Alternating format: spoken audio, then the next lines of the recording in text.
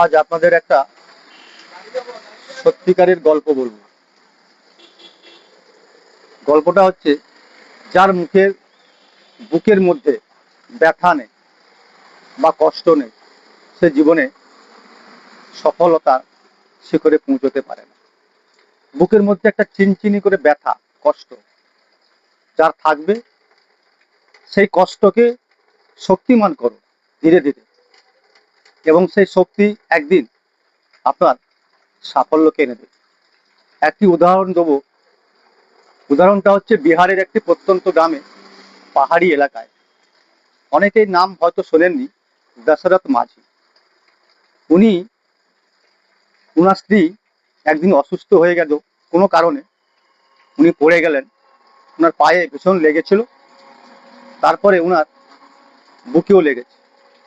তো সেই দশরথ মাঝি পাহাড়ি এলাকায় 52 কিলোমিটার পথ ওনার স্ত্রীকে কাঁধে নিয়ে হসপিটালে গেলেন।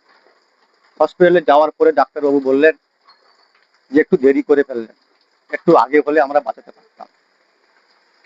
উনি চোখ মুছতে মুছতে হসপিটাল থেকে ওনার স্ত্রীর নিথর দেহ নিয়ে এলেন। তারপরে বাড়িতে প্রতিটি রাত উনি চোখের জলে ভাসিয়েছেন। উনার সেই কষ্ট, উনার স্ত্রীর শাড়ি বা কোনো বস্ত্রতে হাত দেয়, টাচ করে, আর উনি কান্নাকাটি করে। একদিন উনি শপথ নিলেন যে আমার স্ত্রীর মতো কাউকে আমি আর মরতে দেবো না। একদিন ছানি এবং হাতুড়ি হাতে নিয়ে উনি বেরিয়ে পড়লেন সেই পাহাড়ের কাছে। সেই পাহাড়ের কাছে উনি পৌঁছে ছেনি হাতুড়ি দিয়ে উনি রাস্তা তৈরি করা শুরু করলেন।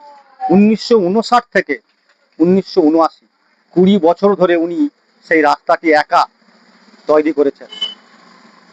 যতবার উনি ছেনির হাতুড়ি পাথরে মেরেছেন, ততবার উনার বুকে টাচ করেছে সেই কষ্টটা।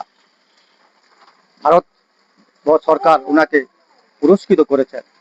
তাই মানুষের স্বপ্ন এবং ব্যথা দুটোই বুকের মধ্যে রাখতে হয়।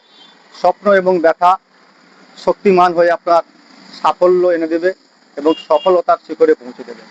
বাবা মাকে ভালোবাসবে না, বাবার জন্য স্বপ্ন দেখবে না, মায়ের জন্য কষ্ট হয় না। পুরনো 5 বছর আগে বাবার সেই জুতো কিনে দিয়েছিলেন, সেই জুতোটা বাবার এখন কেমন আছে, সেটুকু স্বপ্ন দেখবেন না। আজকালকার প্রজন্ম এই সমস্ত দিক থেকে অনেক পিছিয়ে গেছে, স্বার্থপর হয়ে গেছে। তাই তাদের কাছে এই বার্তাটা আমার, একটু বুকের মধ্যে ব্যথা রাখো, নিজের লক্ষ্যে পৌঁছে যেও।